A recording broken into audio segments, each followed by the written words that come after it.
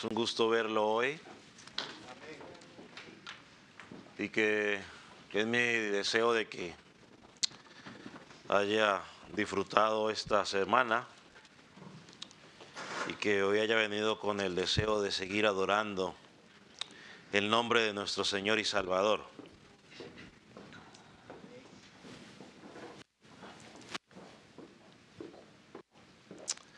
Primera Tesalonicenses capítulo 4, versículo 13. Puede indicar con un amén cuando lo haya encontrado. Dice la palabra de la siguiente manera: tampoco queremos, hermanos, que ignoréis acerca de los que duermen, para que no os entristezcáis como los que no tienen esperanza. Porque si creemos que Jesús murió y resucitó, así también traerá Dios con Jesús a los que durmieron en él. Por lo cual os decimos esto en palabra del Señor, no nosotros, que nosotros que vivimos, que habremos quedado hasta la venida del Señor, no precederemos a los que durmieron, porque el Señor mismo con voz de mando, con voz de arcángel y con trompeta de Dios, descenderá del cielo, y los muertos en Cristo resucitarán primero. Luego nosotros, los que vivimos, los que hayamos quedado, seremos arrebatados juntamente con ellos en las nubes para recibir al Señor en el aire, y ahí estaremos siempre con el Señor. Por tanto, alentaos los unos a los otros con estas palabras. Oremos. Señor, en esta mañana nos presentamos delante de ti, reconociendo, Señor, que necesitamos de manera especial tu obrar en nuestras vidas a cada momento como cristianos, para madurar, para crecer. También reconocemos que necesitamos de ti para aquellos que están en delitos y pecados puedan ser convencidos de su condición y puedan llegar a ti. Señor, en esta mañana queremos rogarte que puedas preparar nuestros corazones, nuestras mentes, para poder entender lo que tu palabra enseña. En el nombre de Jesús te pido por mi vida, Señor, para que puedas darme la capacidad de poder explicar lo que enseña tu palabra, Señor, y no hablar mis deseos o mis opiniones, sino lo que enseña tu palabra. Señor, también te pido por tu pueblo, para que su mente esté disponible a escuchar lo que dice tu palabra, a leer lo que dice tu palabra. Señor, y que también podamos aprender o desaprender para poder aprender lo que enseña tu palabra. Señor, glorifícate mientras estudiamos tu palabra, mientras te adoramos estudiando tu palabra. En el nombre de Jesús. Amén. Puede tomar asiento, mi hermano. Hoy nos enfrentamos a uno de los pasajes más conocidos de la epístola de Tesalonicenses. Por obvias razones, la sección va desde el versículo 13 hasta el versículo 18, pues no la vamos a poder cubrir en su totalidad el día de hoy. Así que hoy vamos a enfocarnos quizás en la primera parte o en el primer versículo de esta sección, si Dios lo permite. Como ya lo hemos estudiado hasta ahora, el apóstol Pablo anhelaba ayudar a los tesalonicenses para que crecieran en su vida espiritual. pero él no podía ir personalmente. Entonces envió esta epístola o esta carta para enseñarles. Ellos llevaban pocos meses de ser salvos, habían aprendido algunas cosas del Evangelio, pero necesitaban mayor información. Nosotros tenemos una ventaja que estos hermanos no tenían. Y la ventaja que tenemos es que nosotros tenemos la Escritura completa. Todos lo tenemos ya la Escritura completa, solo nos tenemos que hacer estudiarla. La carta a los tesalonicenses, según los estudiosos, dicen que fue una de las primeras que fue escrita. Así que había mucho que para ellos estudiar y aprender. Y esto lo miramos en el capítulo 3, versículo 10, que ya estudiamos, donde Pablo dice, orando de día y de noche, con gran insistencia, para que podamos ver vuestro rostro y completar lo que falta de vuestra fe. O sea, ese era el anhelo del apóstol Pablo para estos hermanos. Verlos cara a cara y enseñarles más sobre la palabra del Señor. El apóstol Pablo en este pasaje aborda una de las preguntas que normalmente la gente se hace mucho, y sobre todo los cristianos. ¿Qué pasa cuando un cristiano se muere? ¿Qué pasa con nuestros cuerpos cuando morimos? Y si estas preguntas eran importantes para los hermanos de Tesalónica, creo que son importantes para nosotros el día de hoy. Y yo creo firmemente que un cristiano debería estar en la capacidad de contestar cuando alguien le pregunta qué pasa cuando un cristiano se muere. Por lo que hemos estudiado hasta este momento en Tesalónica, estos hermanos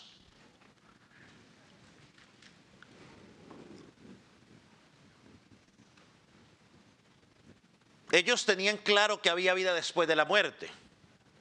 Por ejemplo, en el capítulo 1, versículo 3, se nos dice de ellos que estos hermanos tenían una constancia en la esperanza en nuestro Señor Jesucristo. Así que Pablo posiblemente, o posiblemente no, en las primeras 3 semanas que estuvo con ellos, tuvo la oportunidad de hablarles a ellos acerca de la vida eterna.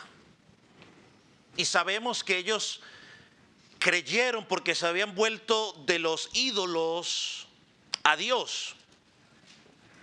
Estos hermanos tenían claro de que Jesucristo iba a regresar por segunda vez,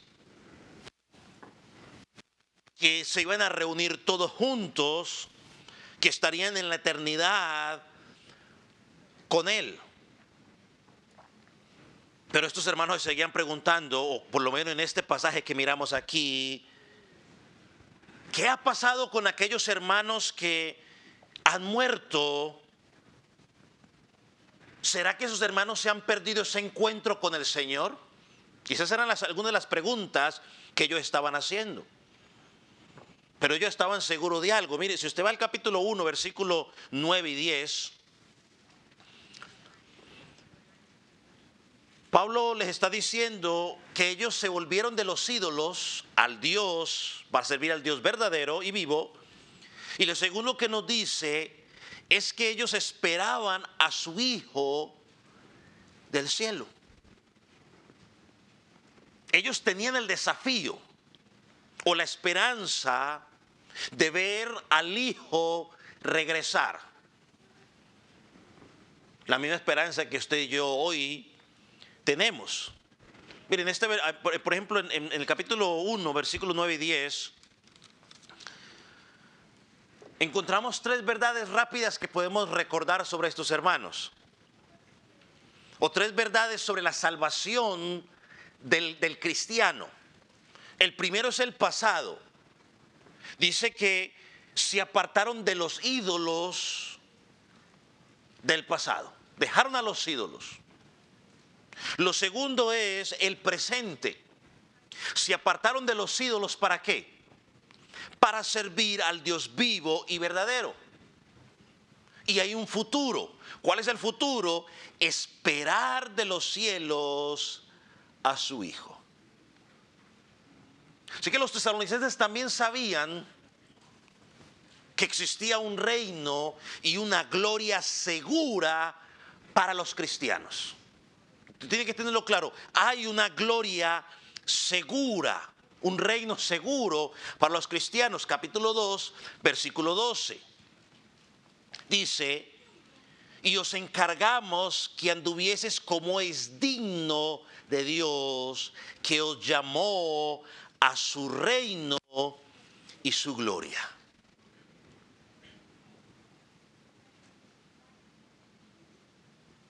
Para estos hermanos, la segunda venida del Señor era algo especial. ¿Por qué era especial? Porque se encontrarían con el Señor glorioso, así que lo estaban esperando. Y para nosotros la segunda venida del Señor Jesucristo debe ser gloriosa y debemos estarla esperando con ansia y con anhelo. Esto lo estudiaremos más adelante, pero también sabemos que en el capítulo 5, donde Pablo le da más detalles, vemos algo. Dice el versículo 1: pero acerca de los tiempos y de las ocasiones, no tenéis necesidad, hermanos, de que yo os escriba, porque vosotros sabéis perfectamente que el día del Señor vendrá así como ladrón en la noche. Es decir, el ladrón nunca avisa cuándo va a llegar, llega de forma inesperada. O sea que ellos sabían que el Señor iba a venir. Sabrían que iba a haber un juicio sobre los impíos. O sea, tenían dos cosas claras. La primera es: Cristo va a venir por segunda vez, nos reuniremos con Él. Y lo segundo es que en su venida Él va a juzgar ¿a quiénes? A los impíos. De hecho, en el capítulo 2 del segunda de Tesalonicenses, miren lo que Pablo dice. Vaya, búsquelo rápidamente. Segunda de Tesalonicenses, capítulo 2.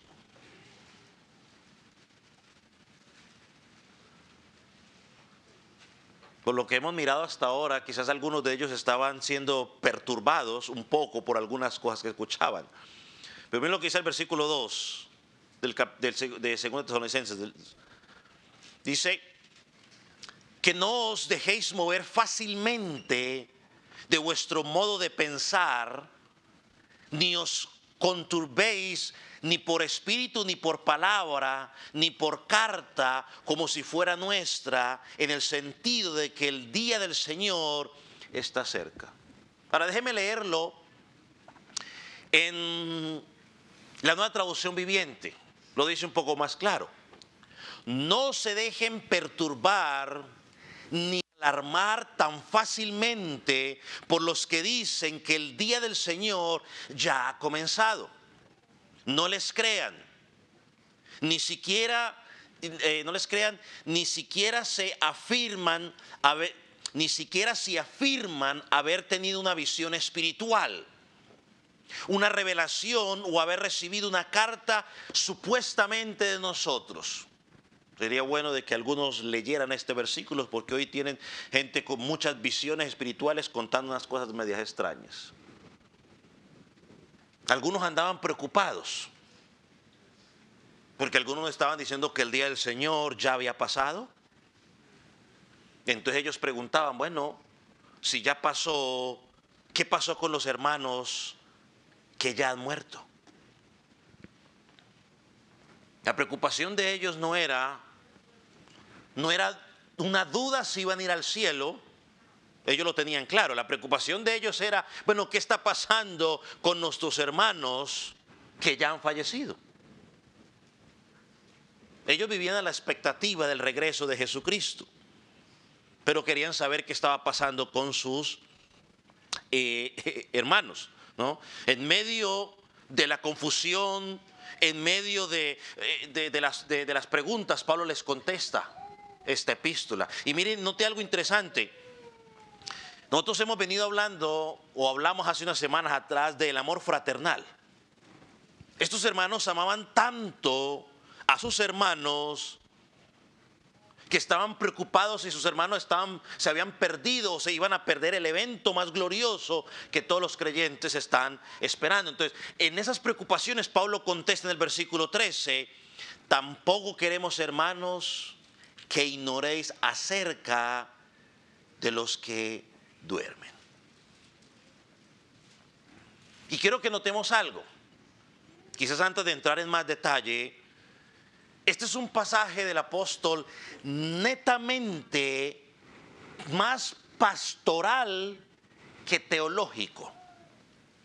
Aunque tiene teología, cuando usted lee el pasaje es más el apóstol trayendo consuelo, alivio a la confusión o el dolor o la angustia que tenían los hermanos, más que tratar de satisfacer una curiosidad a qué iba a pasar en el futuro.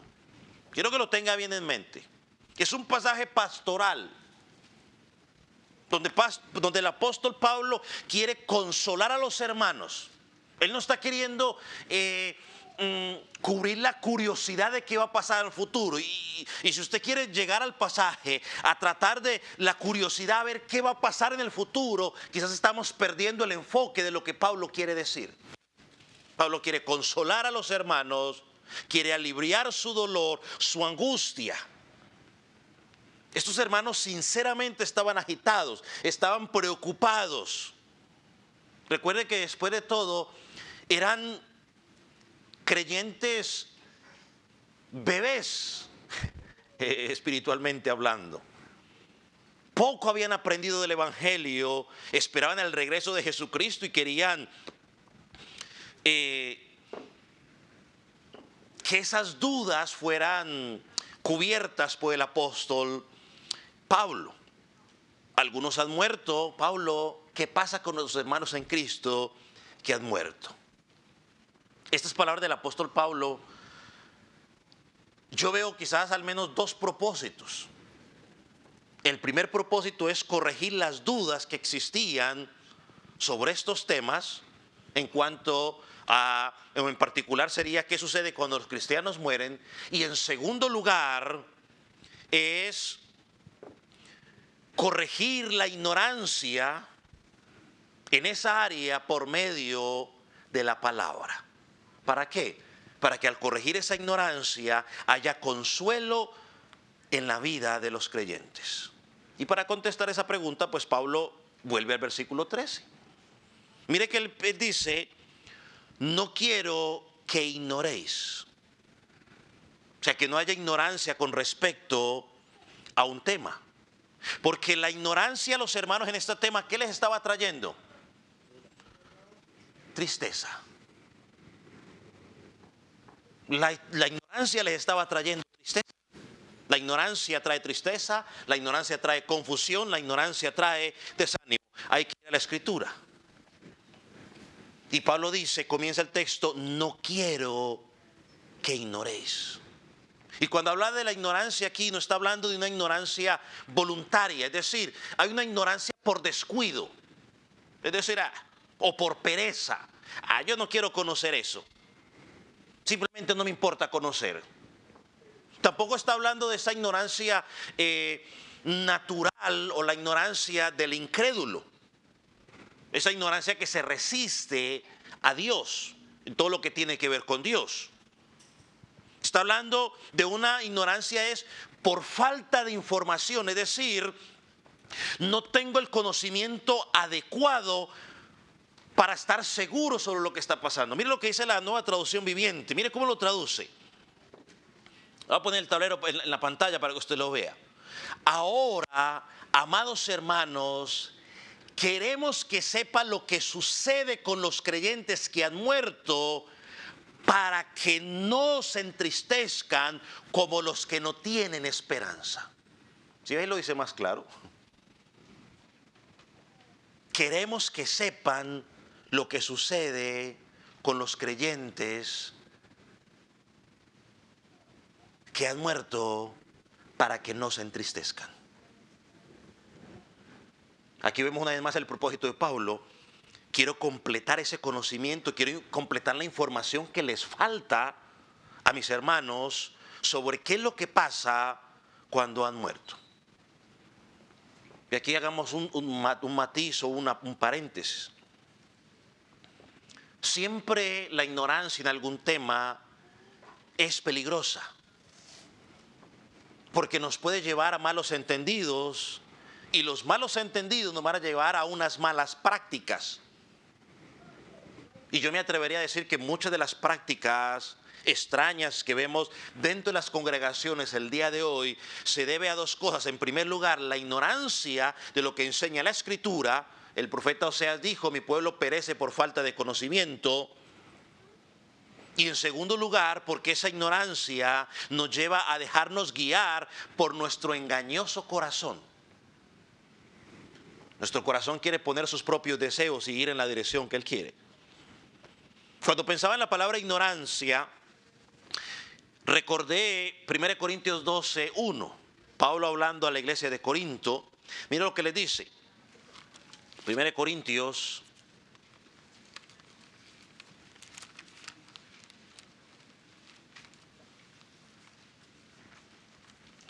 12:1. ¿Lo tiene? No quiero, hermanos, que ignoréis acerca de los dones espirituales. La idea es la ignorancia sobre los dones espirituales, era del propósito de su funcionamiento, su tiempo. Pablo le dice a sus hermanos: no quiero que ignoren cuál es el propósito, la función que los dones tienen en la iglesia, porque el ignorarlos va a causar daños en la iglesia. Y usted mira la iglesia de Corinto, había una cantidad de problemas, porque estaban ignorando el propósito de los dones. Entonces, cuando no hay conocimiento en ciertas áreas, eso nos va a causar dificultades y problemas. Por eso Pablo le escribe a los hermanos y le dice: esto es lo que no deben ignorar, deben conocer la verdad. Al no saber algunas cosas también nos resulta perjudicial para nuestra vida espiritual. Y el querer mantenernos en ignorancia también nos va a llevar a cometer muchos errores. Entonces, a la pregunta: ¿qué pasa con aquellos hermanos que mueren antes de la venida de Cristo? Pablo contesta. Lo primero que Pablo hace es hablar de la condición de los creyentes que han muerto. Dice: tampoco queremos, hermanos, que ignoréis acerca de los que duermen. Pablo se refiere a los creyentes que han muerto como aquellos que duermen. Es muy interesante, porque la palabra duermen allí es el término griego koimao, con K de kilo, koimao. Y se utiliza en muchos de los pasajes de la Escritura para referirse al sueño literal que tú y yo conocemos. Déjeme darle un ejemplo. En Lucas capítulo 22, versículo 46, Jesús está con los discípulos y va al Getsemaní para orar, los convoca a la oración, los acompaña, se van a orar, y cuando Jesús regresa encuentra que los discípulos están durmiendo. Mira lo que le dice: les dijo: ¿por qué dormís? Ahí usa la palabra coimao. Levantaos y orad para que no entréis en tentación. Entonces, en varias ocasiones la palabra usa ese término dormir para referirse al sueño físico. Por ejemplo, anoche usted y yo estuvimos durmiendo. Pero también koimao aparece con mayor frecuencia en sus contextos en la palabra para entender cuál es la condición de los creyentes que han muerto en Cristo. Miremos algunos pasajes. Juan capítulo 11, versículo 11.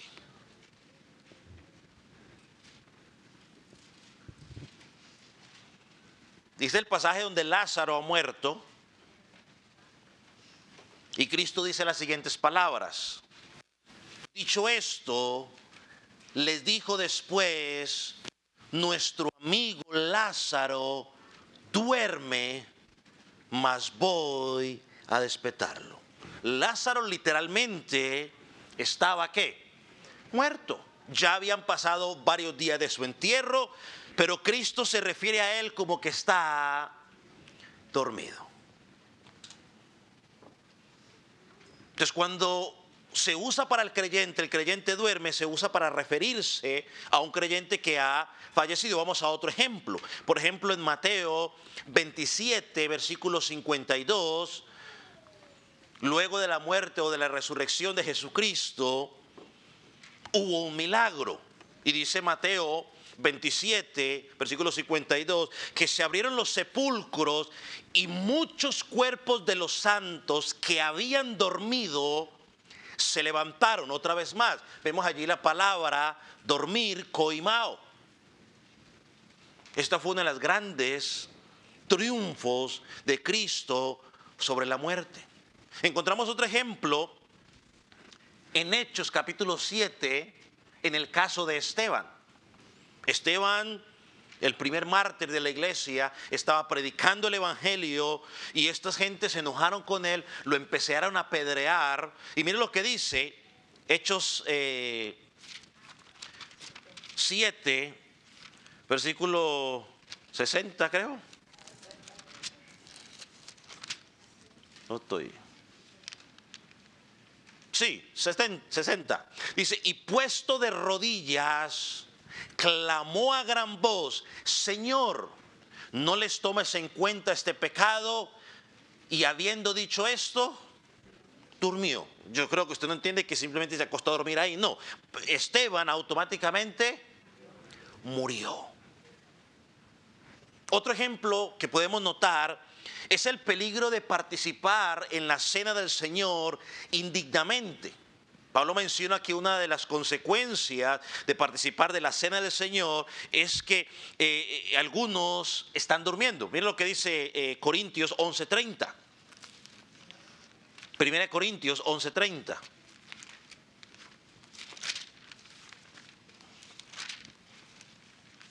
¿Lo tiene? Entonces, por lo cual hay muchos enfermos y debilitados entre vosotros y muchos duermen. Ahí no está diciendo que muchos están en la casa durmiendo, no, lo que está diciendo es que muchos ya han fallecido. Entonces, por tanto, otro ejemplo, 1 Corintios 15, versículo 51. Pablo dice, he aquí os digo un misterio, no todos dormiremos, pero todos seremos transformados. Entonces, por lo tanto, cuando encontramos la palabra koimao en la Biblia, en algunas ocasiones sí se refiere al sueño literal, pero en otras ocasiones se refiere, o lo que significa es el descanso del cuerpo del creyente que ha muerto. Y Pablo usa esa palabra simplemente para dar el entendimiento del creyente al descanso que encontramos en Cristo cuando morimos. Es más, la palabra dormitorio, que usted y yo conocemos hoy, koimaiteiron, lo que significaba simplemente era lugar de descanso. Entonces, la frase que muchas veces nosotros conocemos, que se dice cuando alguien muere, descansa en paz, literalmente se puede aplicar única y exclusivamente a los que mueren en Cristo. Porque aparte de que estamos descansando en Cristo, es un descanso temporal. Un día resucitaremos para estar con Él por la eternidad. Y aquí yo aquí me atrevo a decir algo y lo digo con responsabilidad. como predicador del Evangelio, amigo, tú que estás sin Cristo, el día que mueras también vas a resucitar. Pero la diferencia es que tu resurrección será para condenación y para muerte eterna. Juan 5:29 lo enseña. Así que no es apropiado hablar de que la muerte de un incrédulo es una muerte temporal o que está descansando en paz, porque no, es una muerte permanente. Aunque resucite y su cuerpo sea glorificado, su resurrección será para condenación y muerte o separación eterna de Dios. Juan 5:29.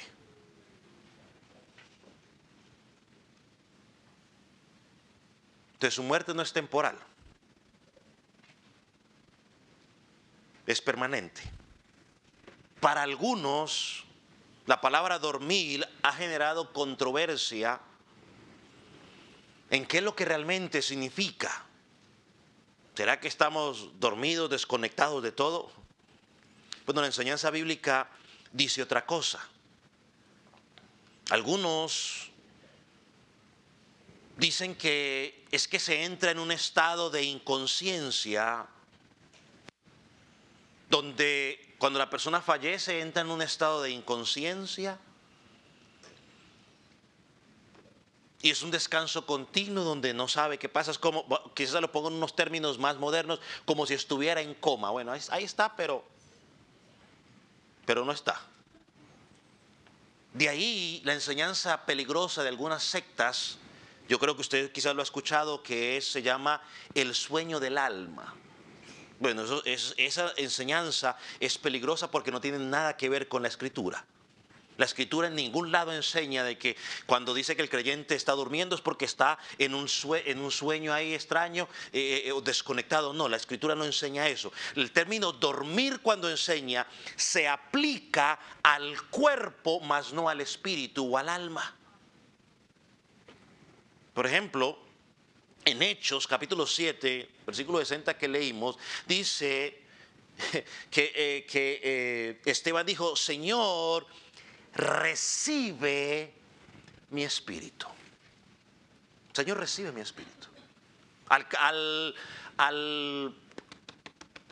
ladrón en la cruz le dijo: esta noche, o hoy, perdón, estarás ¿qué? Conmigo en el paraíso. El cuerpo luego lo iban a echar a donde echan el cuerpo, a la fosa común donde echaban el cuerpo de los ladrones. Pero su espíritu, su alma, estaría ¿con quién? Con el Señor. Esteban, volviendo a Esteban, Esteban tenía la expectativa de entrar consciente a la presencia del Señor. El alma, luego de que el creyente muere, está consciente en la presencia del Señor. La Biblia lo enseña. No es que entramos a un estado inconsciente. Esto ya lo estudiamos cuando hablamos de lo terrible que es el infierno. Ir al infierno es terrible, y una de las cosas que es terrible es simplemente porque hay una conciencia del alma y una ausencia de la presencia de Dios para siempre. No es temporal, es para siempre. A veces la gente piensa en el infierno como un juego. Pues si nos vamos al infierno, pues allá nos vemos. No, es que no es un juego. Es una conciencia eterna de una ausencia de Dios. ¿Y sabe qué es lo que hace que el cielo sea tan maravilloso? Es que usted está consciente, y no solo de eso, de la presencia de Dios eternamente y para siempre. Le doy un ejemplo rápido. En Lucas capítulo 16, Jesús nos cuenta la historia ¿de quién?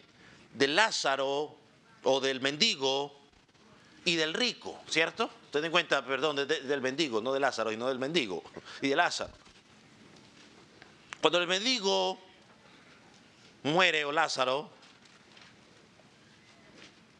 fue de inmediato ¿a dónde? Al seno de Abraham. Fue consciente, y dice el pasaje, que era ¿qué? Consolado. Pero cuando habla del rico, dice que murió y de inmediato ¿Fue a dónde? ¿Y fue cómo? ¿Inconsciente o consciente? Consciente. El texto dice que este hombre estaba tan consciente de su condición que le decía: por favor, envía a este Lázaro, aunque sea que con su dedo me toque la punta de la lengua para ver si se refresca este tormento en el cual estoy.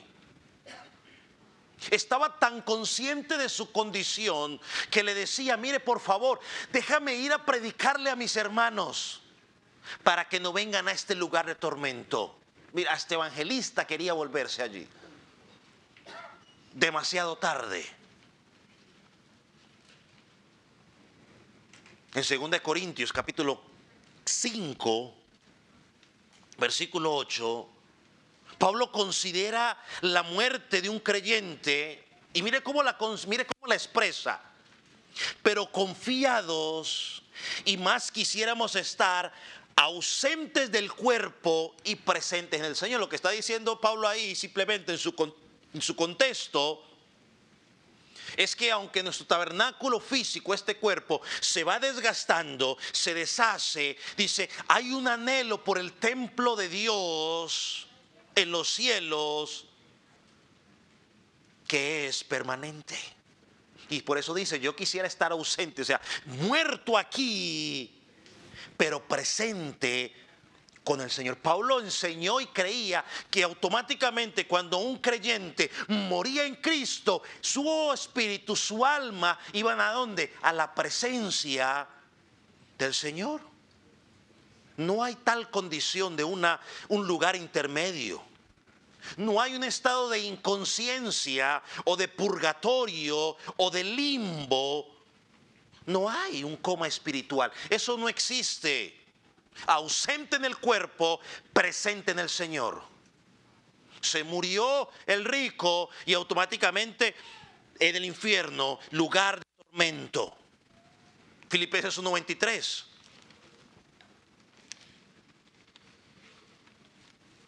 Filipenses 1:23.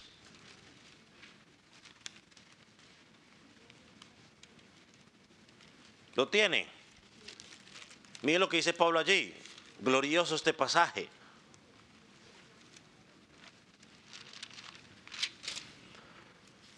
Teniendo deseo de partir y estar con Cristo, ¿qué dice al final? Lo cual es muchísimo mejor. Hermanos, seamos prácticos.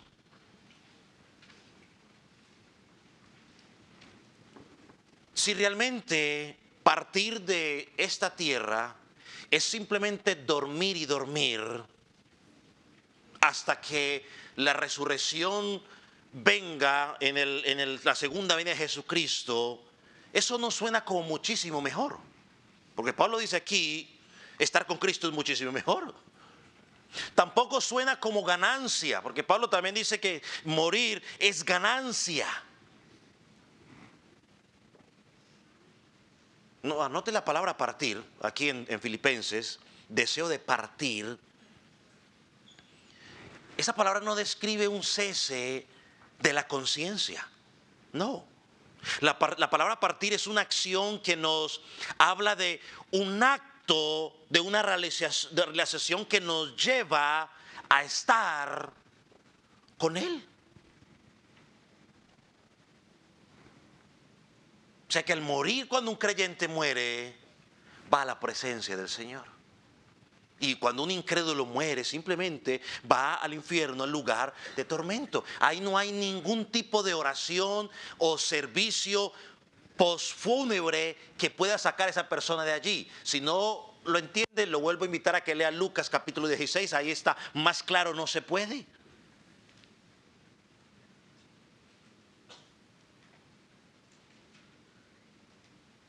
Yo creo que cuando la Biblia nos habla de que los cuerpos de los creyentes descansan, hace referencia a descansar de nuestras obras, ¿no?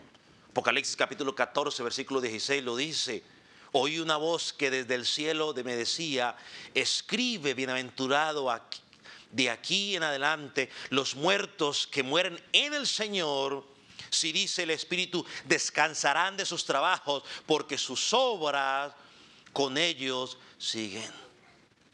Entonces, hermanos, amigos, no hay una condición intermedia para los salvos.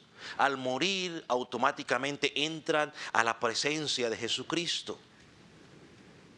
No hay un lugar intermedio para los condenados. Automáticamente mueran y entran en castigo y tormento consciente. Y cuando se presente la segunda resurrección, sus cuerpos serán glorificados, se unirán a su alma y espíritu y seguirán en su lugar de tormento por la eternidad. Es más, pensando en esto, ¿no? Podemos volver otra vez a Mateo 27, 52. Porque mientras nuestro espíritu, nuestra alma va a la presencia del Señor, luego de la muerte nuestro cuerpo está dormido, entra en reposo. Mire que Mateo 27, 52 lo dice. Y se abrieron los sepulcros y los cuerpos de los santos, es decir, de los que están en Cristo, que habían dormido, se levantaron. Miren, no todos, solo los que murieron en Cristo, los santos los llama allí. Entonces es importante tener claro, mis hermanos, la Escritura nos enseña que el cuerpo, una vez que muera, va a seguir su proceso de descomposición. Polvo eres y al polvo volverás. Y ya cuando Jesucristo venga por segunda vez y que haya la glorificación, Él volverá a armar esos cuerpos de su manera soberana, unirlo con nuestro espíritu, y entraremos en gloria a contemplar la faz de Dios, contemplar su luz. Eternamente estaremos con Él, honrándole para siempre. Ahora miremos algo más que dice el pasaje, que Pablo usa para animar a estos hermanos, versículo 13.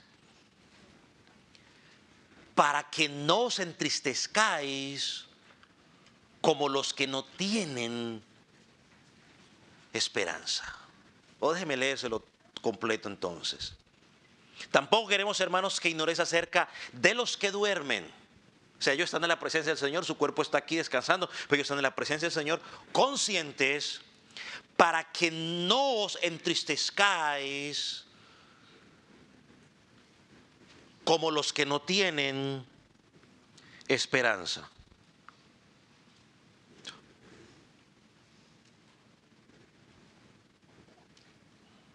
Partamos de algo claro. Todos, absolutamente todos, cuando perdemos a un familiar o un hermano en Cristo, nos entristecemos. Dios no quiere impedir que usted y yo nos entristezcamos. Él mismo nos dio ese sentimiento para expresar situaciones de nuestra vida, para expresar emociones. Todos los cristianos vamos a experimentar tristeza en algún momento de nuestra vida. Experimentaremos tristeza por momentos trágicos, por la pérdida de familiares, por enfermedad, por la pérdida de hermanos en Cristo. Y en este último caso quiero resaltar algo. Y lo digo una vez más con amor y con responsabilidad. La ausencia de tristeza por la pérdida de un hermano en Cristo bien podría describir una falta de amor fraternal en ti o en mí. La falta de tristeza por la pérdida de un hermano en Cristo puede demostrar falta de amor fraternal en ti y en mí hacia ese creyente que falleció. Los creyentes en algún momento nos entristecemos. Romanos 12:15 lo dice claramente. Llorar con los que lloran. Pablo le escribe a los filipenses y les dice algo que quizás nos ayudará a entender lo que estamos describiendo en esta relación de tristeza y amor por nuestros hermanos en Cristo. Y Pablo habla allí de Epafrodito.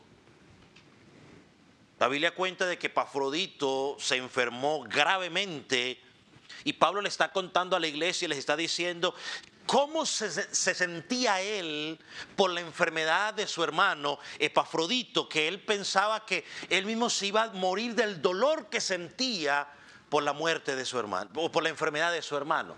Filipenses capítulo 2, versículo 27.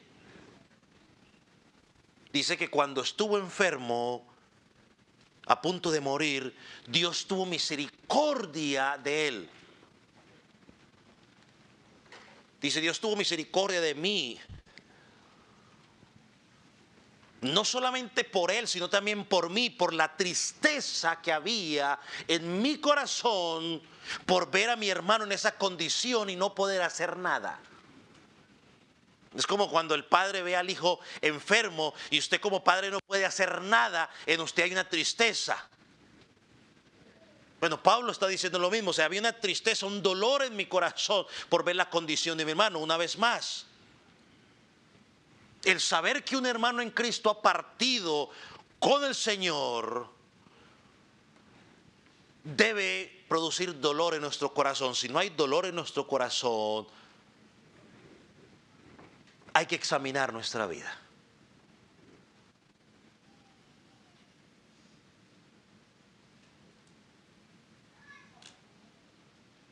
Pero miren lo que Pablo dice. Pablo no está diciendo aquí que conocer la verdad sobre aquellos creyentes que mueren debería evitar la tristeza en nosotros. Lo que Pablo nos está diciendo es, no te pongas triste como quienes, como aquellos que no tienen esperanza. ¿Quiénes son aquellos que no tienen esperanza? Los del mundo, los que no conocen a Jesucristo. Hermano, hay un contraste. ¿Cómo es la tristeza de los que tienen la esperanza? ¿Y cómo es la tristeza de aquellos que no tienen esperanza? Hermano, los que no tienen esperanza, el dolor es un dolor incomparable. Es un dolor terrible. Y que sabemos que bíblicamente no tienen consuelo. Por lo que hemos estudiado hasta aquí, estos hermanos de Tesalónica se amaban entre ellos.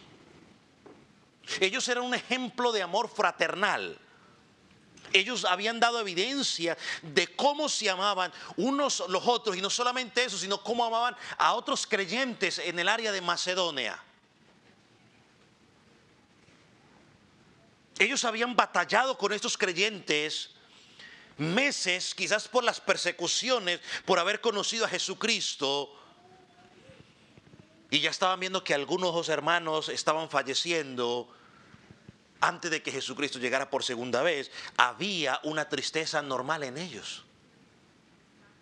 Pero Pablo le dice, por favor, si están tristes, no lo hagan como aquellos que no tienen esperanza. No quiero que su duelo sea un duelo como aquellos que no tienen salida. Porque ellos quizás no contemplan el reencuentro. Cuando un creyente muere, nunca dice adiós. Dice hasta luego. Hasta luego. Mis hermanos, el papel del Espíritu Santo o el trabajo del Espíritu Santo no es hacerte insensible ante los sufrimientos, sino proporcionarte la esperanza, la fuerza para poder vivir en medio de esas dificultades. Los incrédulos viven una vida sin esperanza. Ellos ven la muerte de su familiar como una separación indefinida. Algunos piensan que sus familiares se convierten en ángeles. Algunos piensan que esa persona ahora está intercediendo por ellos delante de Dios. Algunos de ellos piensan que ese familiar desde los cielos está ayudándoles para que ellos puedan lograr cada uno de sus objetivos aquí en la tierra. Pero eso no es esperanza, eso es vivir en ignorancia. Eso es una mentira que se dicen ellos a ellos mismos para tratar de tranquilizar sus conciencias.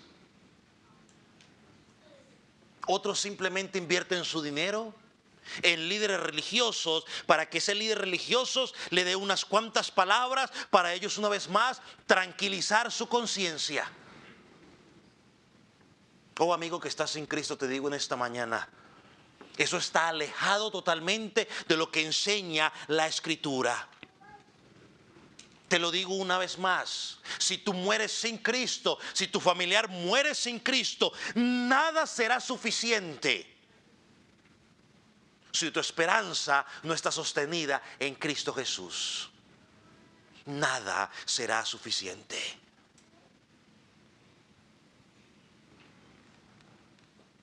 La Biblia nos declara la condición terrible de los incrédulos en Efesios.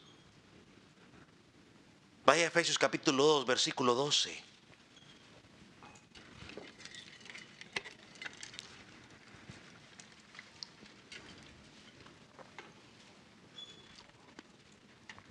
Miren lo que dice Pablo. Y hablándole a ellos cómo estaban ellos antes, yo lo parafraseé un poquitico aquí. Dice, sin Cristo, alejados de la ciudadanía de Israel, alejados de los pactos de la promesa, sin esperanza y sin Dios en el mundo. No tienen esperanza en la vida después de la muerte. Amigo que estás sin Cristo, niño que estás sin Cristo, joven que estás sin Cristo, adulto que estás sin Cristo, es decir, tú que no eres cristiano, tú que no crees en Jesucristo como Señor y Salvador, tú que no crees que eres pecador, tú que no crees que necesitas un Salvador, esta es tu condición en estos momentos.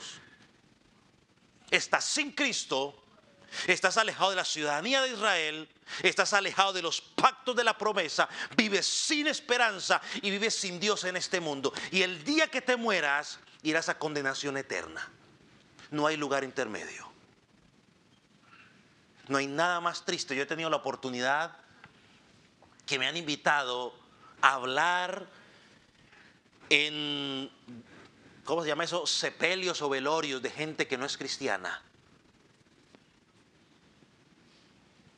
Y lo único que puedo hacer es hablarle de salvación. Lleguen a Cristo para que un día ustedes lo puedan ver, aunque ya ese familiar no lo van a ver. Pero no hay nada más desconsolador que poder hablarle a alguien que su familiar falleció sin Cristo. Y esta es la conexión, mis hermanos. Porque si no tienes a Cristo, y tener a Cristo, te lo digo, simplemente es creer en Él como Salvador y Señor, no tienes esperanza. Si no tienes esperanza, obviamente no tienes a Dios. Y el Dios de esperanza es quien se encarga de fortalecerte en medio de las dificultades que estás pasando.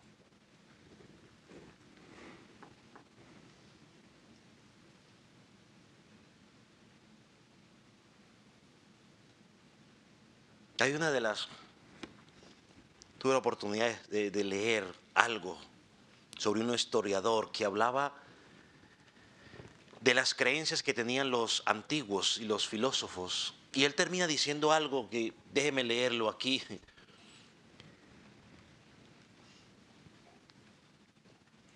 Hablando sobre luego de que morían, y él decía, a pesar de todo, no puedes hacer nada contra tales cosas, por tanto, consolaos como podáis, consolaos. Así vive el mundo, tratando de consolarse como puede. Por eso se consuelan en las drogas, en el alcohol, en tantas cosas, porque no encuentran consuelo. En nuestro texto, nosotros podemos encontrar uno de los grandes principios establecidos por Pablo. Y el principio es que las personas que han vivido o que han muerto con Cristo, siguen estando con Cristo y resucitarán con Él. Porque entre Cristo y su pueblo, los que han muerto en Cristo, hay una relación que nada ni nadie puede romper. Eso enseña Romanos. Nada nos podrá separar del amor de Cristo. Es una relación que sobrepasa la muerte. Así como Cristo murió y resucitó, también pasará lo mismo con las personas que mueran en Jesucristo. Un día van a resucitar en Él porque están unidas a Él. Esa es la esperanza del creyente. Oh amigo que estás en Cristo, si Dios te permite escuchar hoy esto, es para decirte que puede haber esperanza para ti si crees en Él. Cristo dijo, el que a mí viene, no le echo fuera. Venir a Él significa creer en Él, aceptar su obra salvífica, vivir para Él, vivir una vida de arrepentimiento. Y dice, yo no lo echo fuera. Entraré en una relación con Él que será una relación eterna, que ni la muerte lo podrá separar. Y si hoy estás en Cristo, eres verdaderamente hijo de Dios, tenemos la seguridad que si falleces hoy, irás a la presencia del Señor. No hay lugar intermedio, irás a su presencia para luego regresar con Él en su segunda venida, porque eso es lo que enseña la palabra. Así que la palabra del Señor nos dice que a diferencia del mundo, nosotros podemos gozarnos y orientarnos a la verdad. Cuando uno de nuestros familiares fallece, nos da tristeza. Si está en Cristo decimos, gloria a Dios, simplemente se nos adelantó, está en la presencia del Señor. ¿De qué nos motiva esto, mis hermanos? La importancia de seguir predicando la palabra,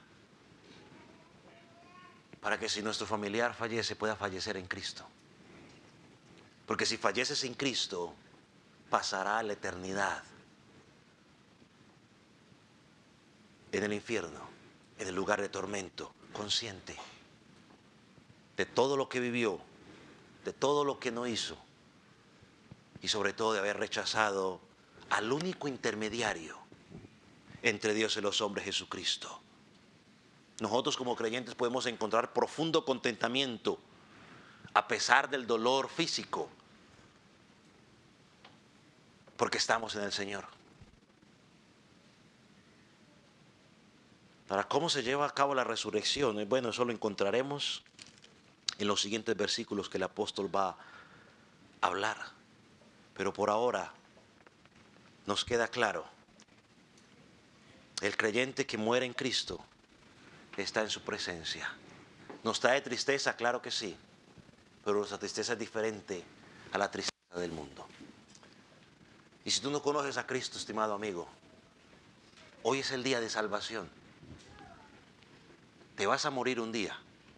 Más tarde que temprano te vas a morir. Y la única entrada que vas a poder tener a la presencia de Dios Padre se llama Jesucristo. Él es el intermediario. Jesucristo dijo, yo soy el camino, yo soy la verdad, yo soy la vida. Si quieres ver al Padre necesitas a Cristo. Necesitas creer en Él. ¿Qué significa creer en Él? Reconocer que tú eres un pecador, que tu pecado ha hecho una enemistad entre Dios y ti, y que el único que vivió una vida perfecta fue Jesucristo. Tienes que creer en Él. Y creer en Él es creer en todo lo que Él enseñó en su palabra y empezar a vivir de acuerdo a lo que Él dice en su palabra. Su palabra enseña que por sus frutos los conoceréis. Santiago dice que a través de tus obras vas a demostrar si tu fe es una fe verdadera o simplemente repetiste una oración por repetirla. Amigo, hoy hay salvación para ti. Si mueres sin Cristo, te enfrentarás a un tormento del cual nunca vas a salir. Si mueres en Cristo, entrarás a la gloria y disfrutarás de la presencia de Él. Vamos a orar. Ponga sobre sus pies.